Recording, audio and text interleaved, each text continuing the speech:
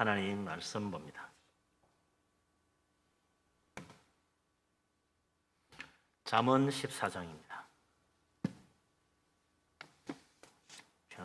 잠언 시편 뒤에 잠언 14장 1절부터 7절까지 말씀입니다.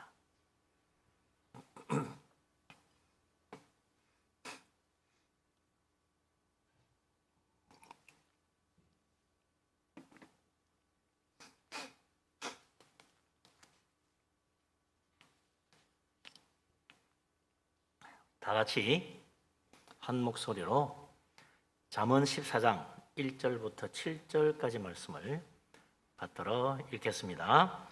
지혜로운 여인은 자기 집을 세우되 미련한 여인은 자기 손으로 그것을 허느니라. 정직하게 행하는 자는 여호와를 경외하여도 패역하게 행하는 자는 여호와를 경멸하느니라. 미련한 자는 교만하여 입으로 매를 자청하고 지혜로운 자의 입술은 자기를 보전하느니라. 소가 없으면 구유는 깨끗하려니와 소의 힘으로 얻는 것이 많으니라. 신실한 정의는 거짓말을 아니하여도 거짓 정의는 거짓말을 뱉느니라. 거만한 자는 지혜를 구하여도 얻지 못하거니와 명철한 자는 지식을 얻기에 쉬우니라. 너는 미련한 자의 앞을 떠나라. 그 입술에 지식이 있음을 보지 못함이니라. 아멘.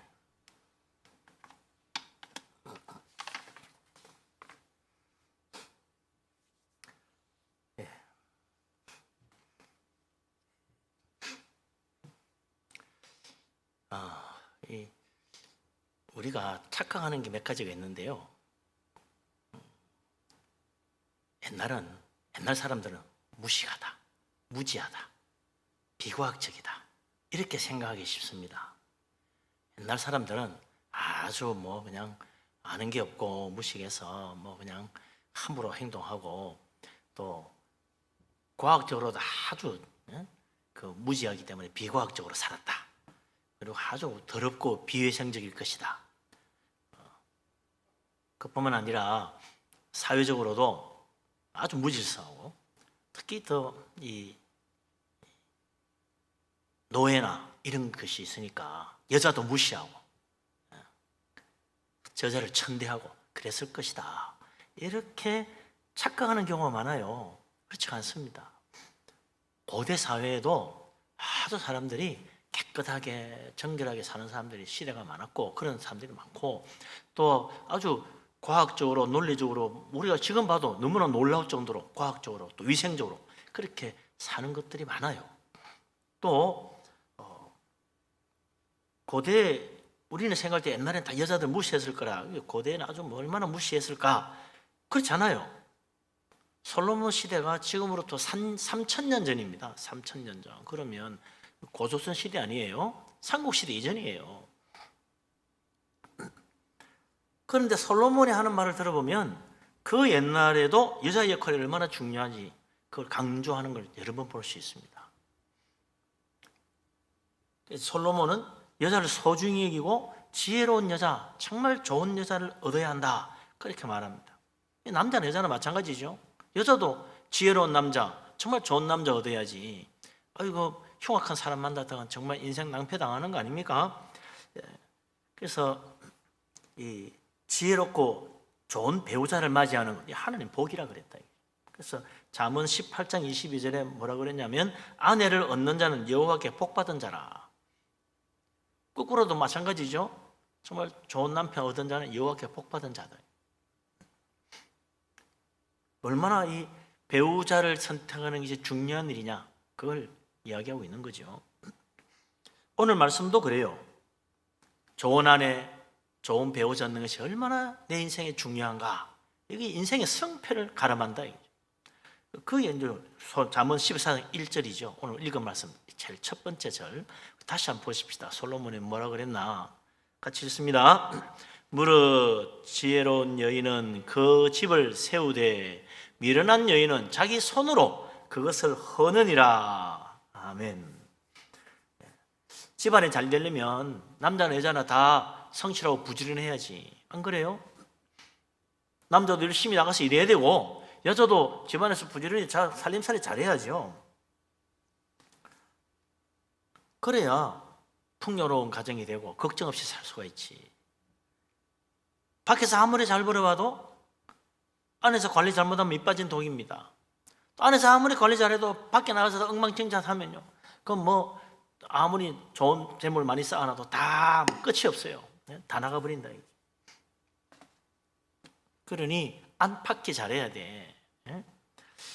지혜로운 여인, 여기 이제 지혜로운 여인이라는데, 이 지혜로운 여인은 자기 집을 세우니까 얼마나 규모 있게 성실하게 집안 살림살이를 잘하는가, 그걸 말하는 거죠. 게으른 여자, 미련한 여자는 자기 손으로 그 쌓아놓은 모든 재물도 다 흘려버리고 가정 망치는 사람이니까, 결국은 나중에 있던 재물 다 잃어버리고 낭비하고 나중에는 가난해져가지고 먹고 살기 힘들어진다. 쪼들리는 인생이 되는 거죠. 참 이상한 것이, 미련한 사람이 안 되는 게 조금만 노력해도 금방 일어설 수 있을 텐데 그걸 안 하는 거야. 그걸 안 하는 거예요. 집안을 허는 어리석은 사람, 조금만 성실하게, 조금만 부지런히 해도 되는데 손가락 하나 까딱 안 하는 사람들이 있다. 그래서 결국은 인생, 가정만 망합니까? 인생도 망치는 거죠.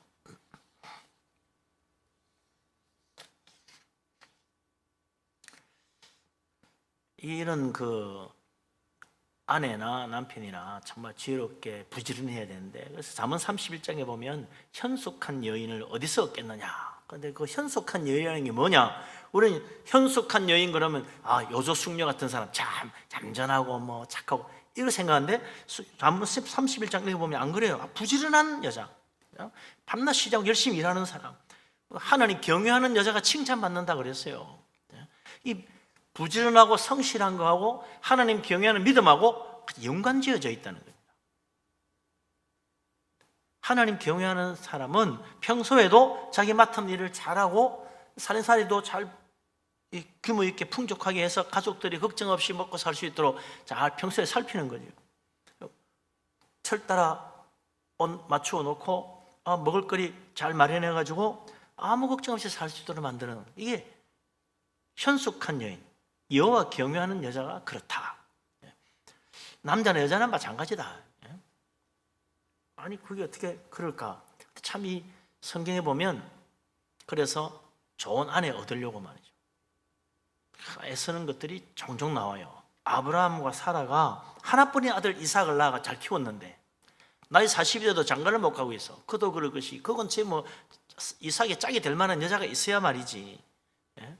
그 가나안 땅 여자들은 하나같이 음란하게 우상 숭배하는 거야. 바알 숭배하고 타락한 생활을 한단 말이죠. 그러니 아브라함과 사라 마음에 드는 여자가 하나도 없어. 뭐 이삭도 나이 40이 되도록 장가도 못 가고 있으니 답답하지요. 그래서 아브라함과 사라가 며느리감 구하는데 하인을, 믿음직한 하인을 보냅니다. 저 어디로 보냅니까? 본래 자기가 나왔던 그 고향 하란으로 보내가지고 며느리감을 구해라. 왜냐? 이 땅에 가나안 여자를 데려오지 말아라. 이 가나안 사람들은 전부 다 우상 숭배하고 온갖 타락한 생활을 하기 때문에 절대로 안 된다.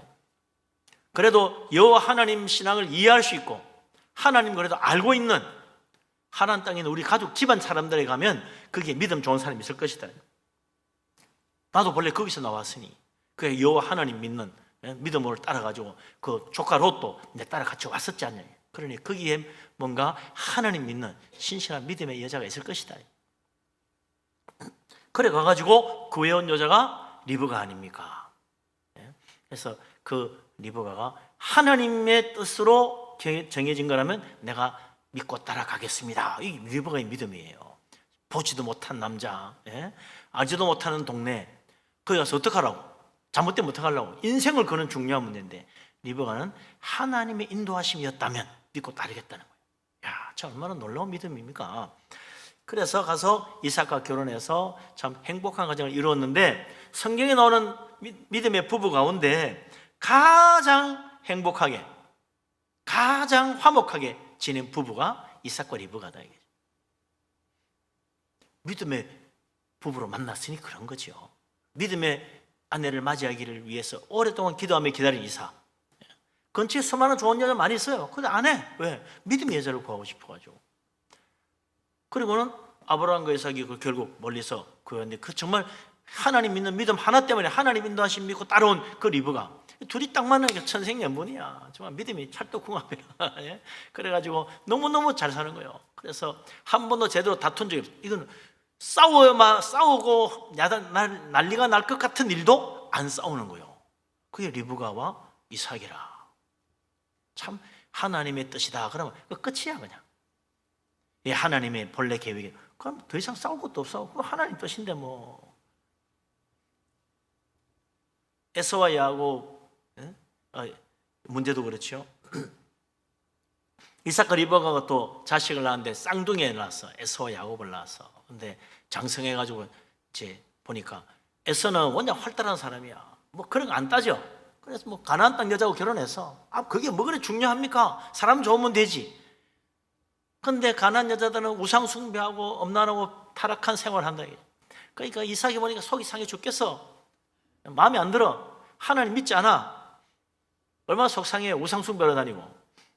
얘야 그러지 말고 우리 같이 하나님 믿자. 안 믿는 거야. 그래서 야곱을 보고 뭐라 그럽니까? 너는 절대로 이 가나안 땅 여자를 아내로 취하지 말고 파란에 가서 내도 너희 어머니 구할 때 거기 가서 정말 그래도 하나님 믿고 따라올 수 있는 사람이 있어가지고 내가 결혼했는데 너도 거기 가면 뭔가 하나님 믿는 여자가 있을 것이다. 가서 찾아봐라. 그래가지고 외삼촌 라반의 집에 가잖아요. 네? 거기서 이제 아내를 맞이하니까 참 하나님의 믿음의 가정 이룰 수 있었던 거 아닙니까? 뭐 거기도 우여곡절이 많이 있었지만 야곱이 그래도 다른 거 아닙니다. 다른 야곱도 참 성격적인 문제도 있고 욕심도 많고 거짓말도 잘하는 그런 문제점이 많음에도 불구하고 그가 정말 하나님 은혜 가운데 믿음으로 살 수 있었던 것은 정말 믿음의 아내를 얻었기 때문이죠. 그래서 12아들 낳아가지고 정말 다 12아들이 다 믿음으로 사는 믿음의 아들 키워내야 돼. 야, 한두 명 자식을 믿음으로 키워내기도 어려운데 12이나 되는 자식이 다 믿음 안에 바르게 커서 잘 자랐다. 정말 훌륭한 믿음의 부모입니다. 정말 훌륭한 믿음의 부모지. 얼마나 어려운 일이에요. 근데 그걸 해냈다 이거죠.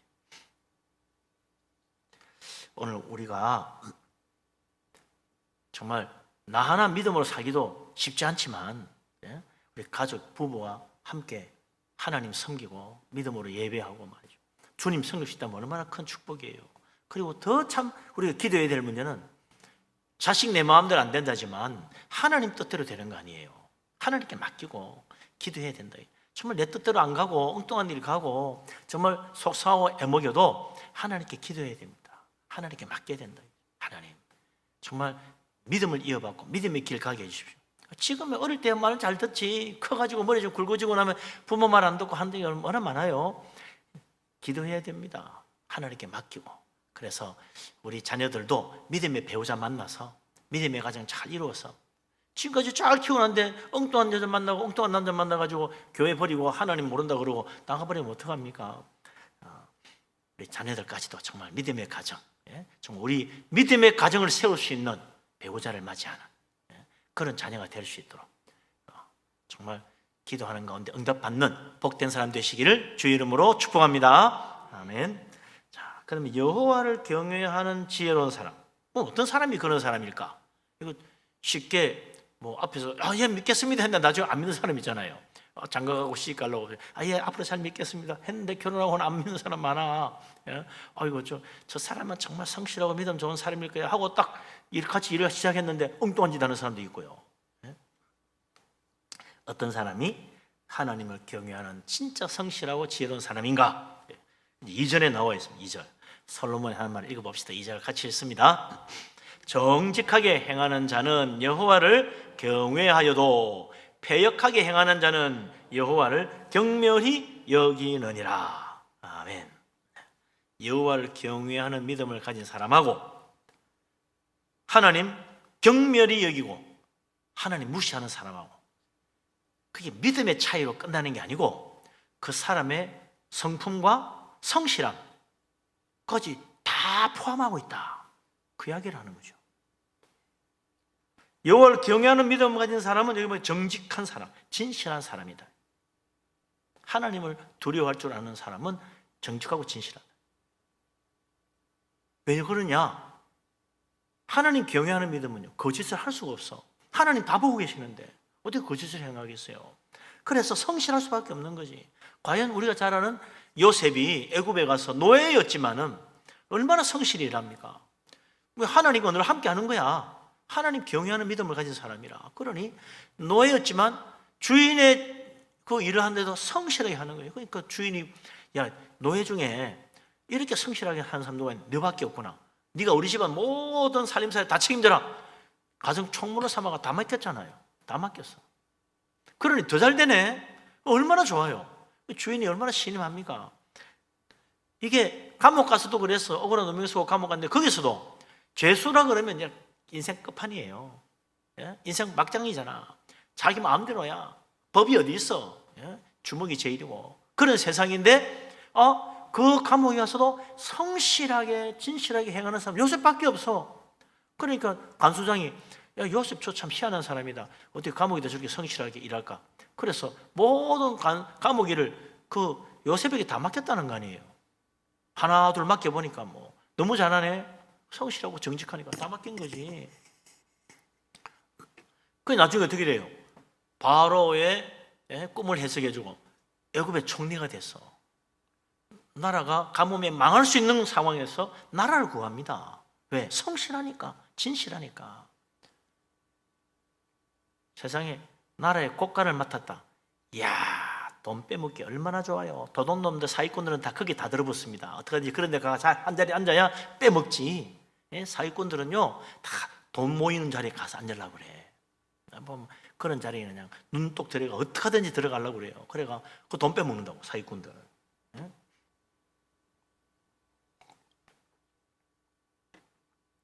그런데 요셉은 나라의 모든 곳간 열쇠를 자기가 쥐었어. 얼마든지 빼먹을 수 있지. 그랬다면 아마 7년 풍년 동안 모아놓은 곡식 옆으로 다 빼돌리고 7년 6년 동안 쌀 떨어지고 곡식 떨어지고 나라 망하는 거지. 나라야 망하든가 말든가 나만 잘 먹고 잘 살면 돼. 그럼 어떡할 거예요? 그런데 요셉이 얼마나 성실한지 나라를 구하고 애국을 더 부강하게 만들었어요. 온 세상 사람까지 다 구원했어. 그 곡식으로. 그건 자기가 얼마나 정직하고 성실하게 일했냐를 보여주는 거죠. 어떻게 요셉은 그렇게 성실할 수 있었냐? 그 정직하게 했냐? 여호와를 참으로 경외하는 믿음의 사람이었다 이거죠. 그래서 그런 거예요. 그러니까 믿음과요, 세상에서 성실하게 성공하는 거 절대로 별개의 것이 아닙니다. 정말 하나님 경외하고 성실한 믿음 가진 사람은 세상에서도 성공해요. 잘 된다 이거죠. 그런데 거짓된 사람이 있어. 여호와를 경밀히 여기는 사람, 그런 사람은 패역한 자라. 얼마나 엉뚱한 그 속임수와 불의한 일을, 부정한 일을 저지르는지 모른다. 하나님 경멸하는 사람, 하나님 부인하고 믿지 않는 사람, 그런 사람 결국 뭐가 전부예요? 세상 쾌락이 전부야. 세상 재물이 전부고 자기 중심적인, 내가 나밖에 없는 거지. 나를 위해 사는 거예요. 자기 중심적으로 살 수밖에 없어. 그러니 세상 창조하신 하나님 그런 게 어디 있어? 무시하고 하나님 믿어야 돼. 하나님 아무 소용없는 거, 당장 눈에 보이는 세상 재물, 그게 최고예요. 왜 그렇게 되나? 그런 사람은요, 마음에 이 교만의 헛바람이 잔뜩 들어간 거야. 그러니까 감히 하나님 무시하고 경멸하지. 어떻게 하나님 모욕하는 말을 함부로 할 수 있어요? 그 마음이 얼마나 패역한가. 그러니 그가 살아가는 모든 삶도 다 거짓되고 패역할 수밖에 없는 겁니다. 그래서 세상에서도 실패하고 멸망하는 거지 뭐. 그래서 하나님 믿는 사람, 그냥 믿는 게 아니고 하나님 경외할 줄 아는 사람, 하나님 두려워할 줄 아는 사람이죠. 그 사람이 진짜 하나님 앞에 축복받고 이 세상에서도 인정받고 남보다 앞서가고 성공할 수 있다. 세상에 부귀영화도 그런 사람이 진짜 누리는 거예요. 그러니까 성경에 보면 다니엘이, 그 신실한 믿음의 사람이 바벨론의 포로로 잡혀가 거기서 왕 옆에서 나라를 다스리는 높은 자리까지 올라가지 않습니까? 참 놀라운 일이죠. 진짜 하나님 경외하는 믿음으로 살아야 된다. 그 사람이 하나님 앞에 축복받을 뿐 아니라 이 세상에서도 잘 되게, 우리 하나님 경외하는 믿음의 사람 되시기를 바랍니다. 그 사람이 내 인생을 세우고 우리 가족을 세우고 우리 집을 세우는 사람이에요. 하나님 무시하고 경멸히 여기고 폐역한 생각하지면 그게 결국 우리 집을 허는 사람, 내 인생 파멸로 몰고 가는 어리석은 사람이라. 자, 그래서 이제 3절의 솔로몬이 좀 더 확실하게 이 사실을 우리에게 말해줍니다. 3절 말씀 같이 한번 읽어보겠습니다. 미련한 자는 교만하여 입으로 매를 자청하고 지혜로운 자는 입술로 스스로 보전하느니라. 아멘. 아까도 얘기했지만 왜 하나님 안 믿냐? 보여야 믿지. 뭐 안 보이기 때문에 안 믿는다, 보여주면 믿겠다는 말 자체가 뭡니까? 눈에 보이는 것만 따라가겠다. 그 세상 재물, 세상 권세, 확실한 것, 그것만 붙들고 사겠다는 거 아니에요. 이게 얼마나 어리석은 것이냐. 진짜 고귀한 건요, 눈에 다 안 보이는 거예요. 사랑도 그렇지, 정의도 그렇지, 눈에 안 보여. 근데 그게 진짜 중요한 거예요. 성실함, 부지런함도 눈에 보이는 게 아니야. 재물이 아니야. 근데 그게 정말 우리 인생의 성패를 가늠합니다. 지혜, 지식도 마찬가지고, 지혜로운 사람, 지식 있는 사람, 그것도 눈에 보이나요? 그 사람 머릿속에 지식이 얼마나 들었는지 어떻게 알아? 몰라요. 뭐 딱 재보면 넣으면, 뭐 찔러보면, 뭐 피 뽑으면 당도 얼마 넣어도 이 사람 지식이 얼마나 되는 거야. 딱 찔러보면 넣으면 얼마나 좋겠어. 그런 거 없어. 눈에 보이지 않는다고 하나님 부인한 자 얼마나 어리석고 미련한 자인지 모른다. 눈에 보이는 세상 재물만 따라가는 인생이라. 그러니 거기에 소망이 없어요. 미련한 자, 결국 자기 스스로, 자기 판단, 자기 생각이 최고니까 교만에 경지에 이를 수밖에 없다. 그래, 함부로 하나님 모욕하는 말 하다가 어떻게 돼요? 하나님이 진노의 채찍을 받는 거지. 매를 자청하는 거야. 그 멸망의 지옥 가는 거 결국 자청한 거야. 자기 스스로 교만하여 자기 스스로 그 멸망의 길로 간 거지. 누가 뭐 또 밀어 넣었나? 아니에요. 누구를 원망할 거예요. 그러니 예수님 그러죠. 지옥 간 사람들은 남 보고 욕하는 게 아니야. 내가 왜 그랬던 이를 가며 슬피 온다. 내가 바보같이 왜 그랬을까? 왜 진작 안 믿었을까? 자기 어리석으면 깨달아. 거기 가서 깨달으면 늦지. 거기 가서 깨달으면 안 돼요. 그러나 지혜로운 자는 겸손한 마음을 가졌다.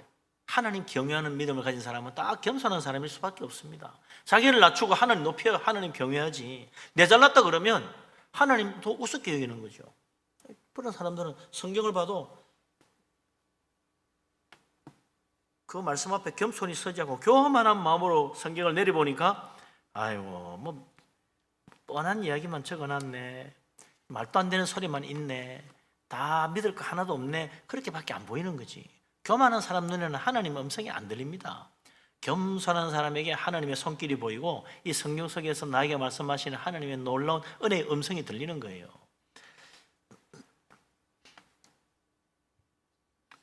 지혜로운 자는 겸손한 마음으로 말을 함부로 하지 않더라. 눈에 보이지 않는다고 하나님을 함부로 무시하는 말 마구 내뱉지 않습니다.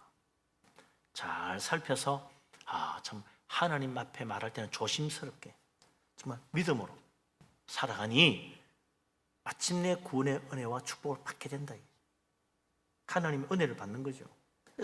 그래서 솔로몬은 잠언에서 세상 사는 지혜를 이야기하는 이 잠언에 하나님 경외하는 게 최고의 지혜라고 계속 이야기하는 이유가 거기 있는 거예요. 하나님 경외하는 게 진짜 지혜다. 2번, 3번 이야기한다고. 노아의 시대를 생각해 보십시오. 세상 모든 사람이 하나님을 부인했습니다. 하나님 어디에서 내 주먹이 최고야. 그게 노아의 시대 사람의 특징이에요. 믿을 건 내 힘밖에 없어. 그게 그 당시 사람들의 모든 삶의 가치관입니다. 자기 중심적이에요. 누가 내한테 뭐 욕을 하기만 해봐라, 누가 나를 건드리기만 해봐라, 내가 가만히 있나. 그게 노아의 시대 사람들의 모든 사고방식, 그게 가치관입니다. 그래서 그 라멕이라는 사람이 그랬잖아요. 나를 건드리는 사람, 나에게 상처를 입힌 소년을 내가 죽여버렸다. 잘못해서 미안합니다 하는데도 어디서 이거 죽여버렸다는 거예요. 그래서 나는 77배 보복을 한다 그랬다는 겁니다. 77배 보면 말이 77배지 나는 무한히 보복하겠다. 끝장을 보겠다는 이야기예요. 복수는 끝장을 본다. 그게 라멕의 말이라. 그게 그 당시 가장 유명한 사람의 이야기였으니 그 시대 사람들 다 그렇게 살았다는 이야기예요. 그러니 온 땅에 폭력의 피가 가득 찼다. 그래서 하나님이 한탄하시고 땅을 물로 홍수로 멸망시킨 거 아닙니까? 그 시대는 하나님을 무시하고 하나님을 업신여기고 하나님 경멸하는 말을 했대요. 하나님이 어디 있어? 하나님 있으면 나와봐. 그러면서 말이죠. 내 주먹을 믿어라. 차라리. 그런 시대 사람들이니 하나님의 진노의 매를 자청하는 거라. 결국 그들의 그 완악함이 하나님의 심판을 부른 것이지 하나님이 심술이 많아서 홍수로 세상 멸한 거 아니란 말이에요. 세상 사람 지금도 그렇게 생각하는 사람이 있어요. 하나님은 참 잔인해. 물로 세상을 심판하고 그 많은 사람 다 죽여야 돼? 이렇게 말하는 사람이 있어요. 스스로 하나님의 심판의 매를 자청한 거야. 그들의 완악하고 교만함 때문에.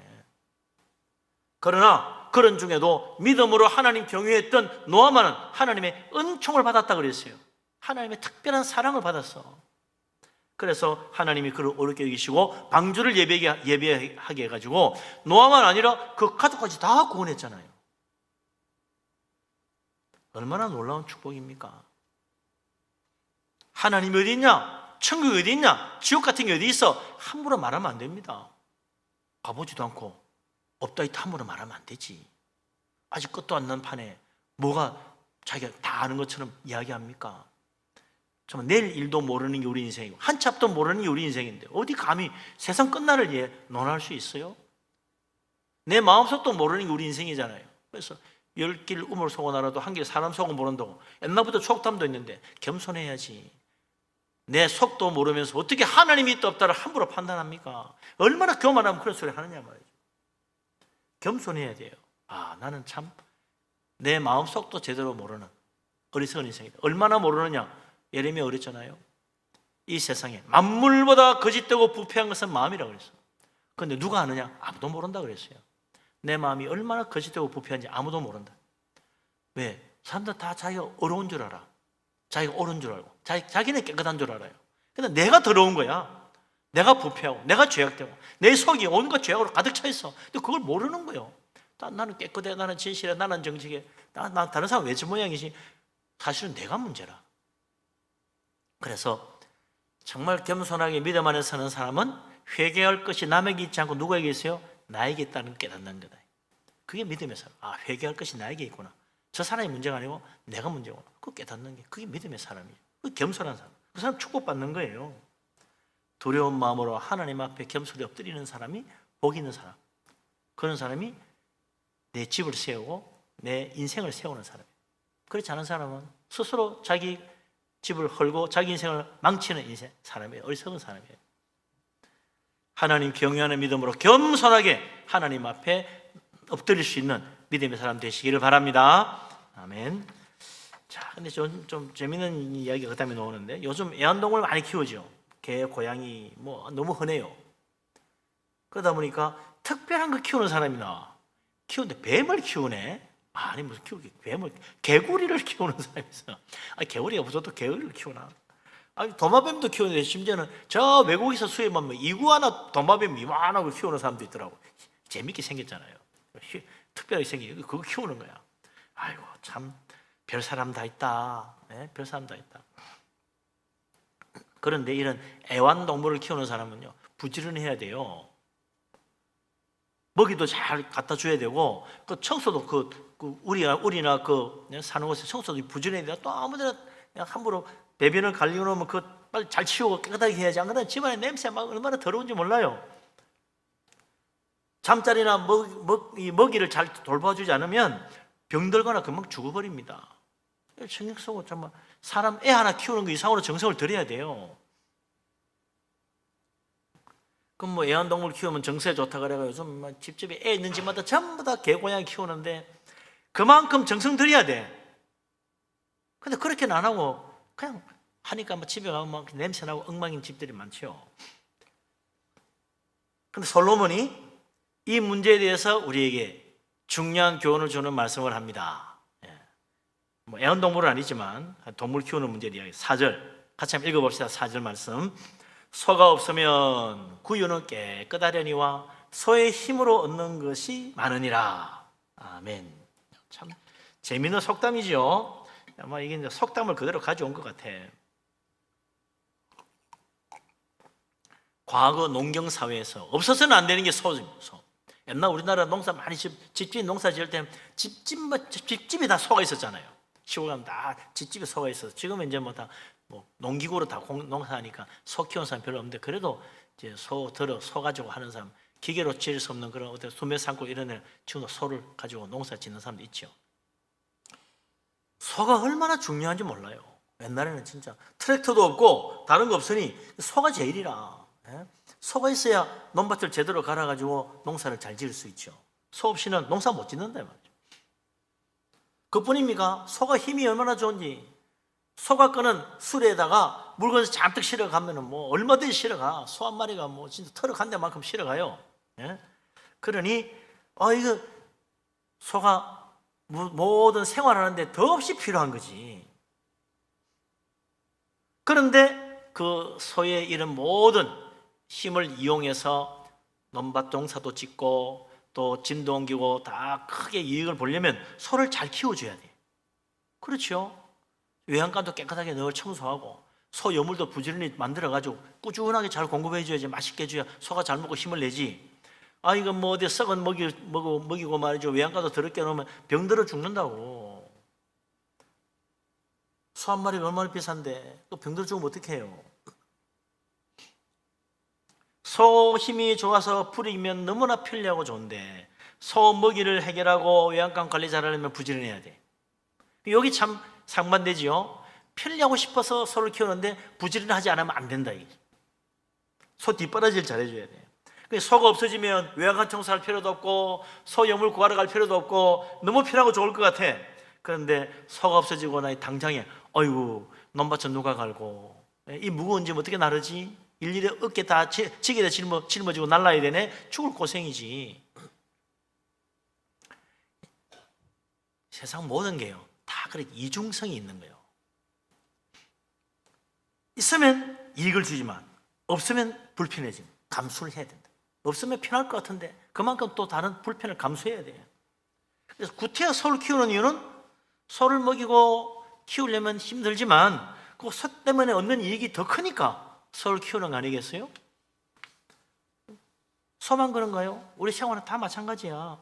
뭐 애완동물 키우는데 이거 키우면 정서에 좋고 뭐 마음도 편해지고 뭐 좀 너무 이쁘고 귀엽고 좋은데 그만큼 열심히 관리를 해야 되니까 보통 일이 아닙니다. 짐승만 그런 게 아니요. 우리가 요즘 뭐 흔해 빠진 자동차 집집에 다 한 대씩 가지고 있는데 자동차도요 관리를 잘 안 해주면 평소에 정비를 잘 해줘야 돼. 그러면 차가 잘 굴러갈 텐데 정비 안 하고 가만 내버려두면요 어느 날 가다가 차가 턱 서버려요. 길 한가운데 벌써 주저앉아서 안 가. 가끔 가다 그런 차 있잖아요. 도로 한가운데 떡 서가지고 전화 걸고 앉아가 빨리 와주세요 이런 사람이 있다고. 꼼짝을 안 하는 거지. 자동차는 그냥 굴러가는 줄 아는데 천만에 기름만 넣어주면 가는 게 아니에요. 적어도 꾸준하게 몇 달마다 한 번씩 정비소 가서 정비해야 돼요. 그럼 누가 그러대요. 엔진 오일만 부지런히 잘 갈아줘도 이상 없이 잘 간다.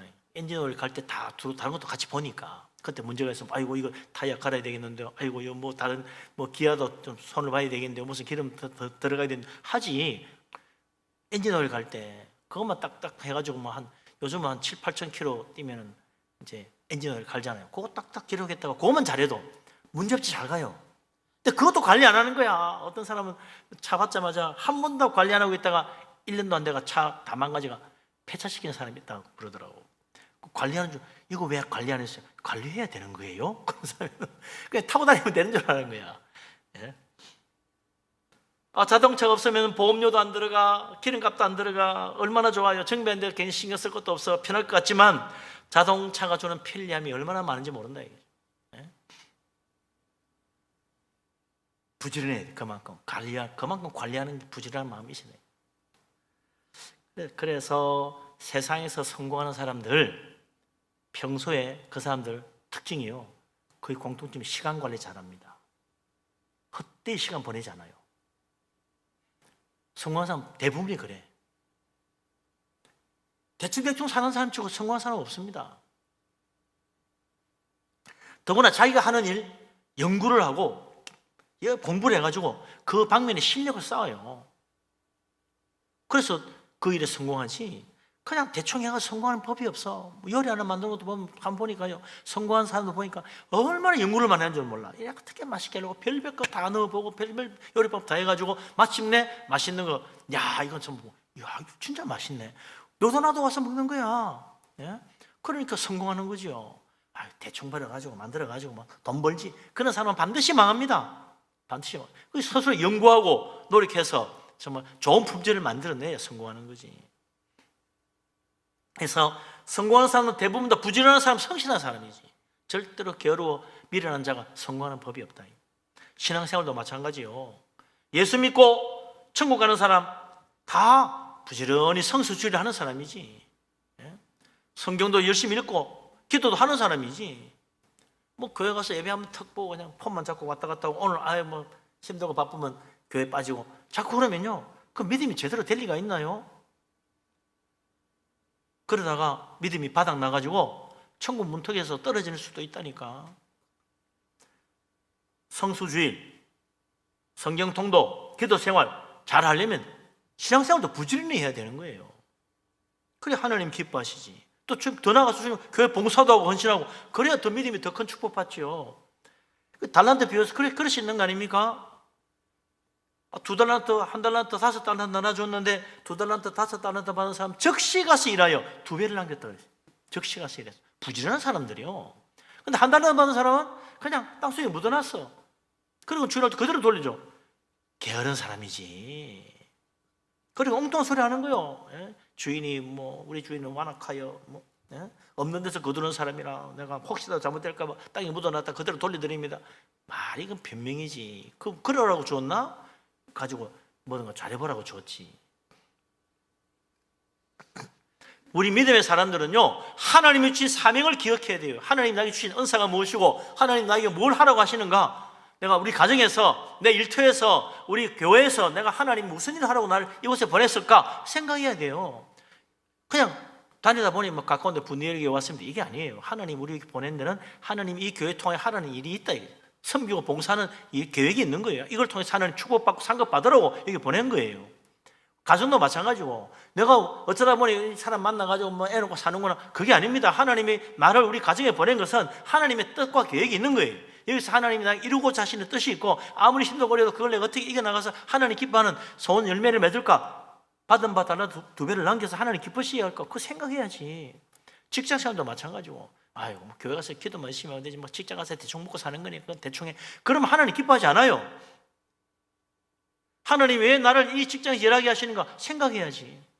여기서 뭐 하나님 영광 돌릴 수 있는 뭔가 하나님이 뜻하고 계획이 있다. 성실하게 부지런하게 열심히 해서 정말 인정받고, 야 교회 다니는 사람 달라, 이렇게 되게 만들어야 된다 이거죠.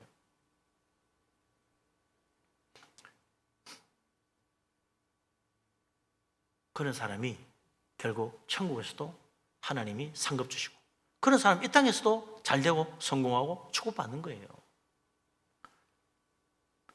우리 하늘의 상급, 영생의 축복 바라보면서 믿음 생활 성실하게 잘 감당하고, 정말 내 믿음을 세워서 이 세상에서도 하나님이 우리 인생을 축복하여 세워주시고 복되게 해주시는 그런 귀한 은혜 받는 우리 교회 성도님 되시기를 주의 이름으로 축복합니다. 아멘.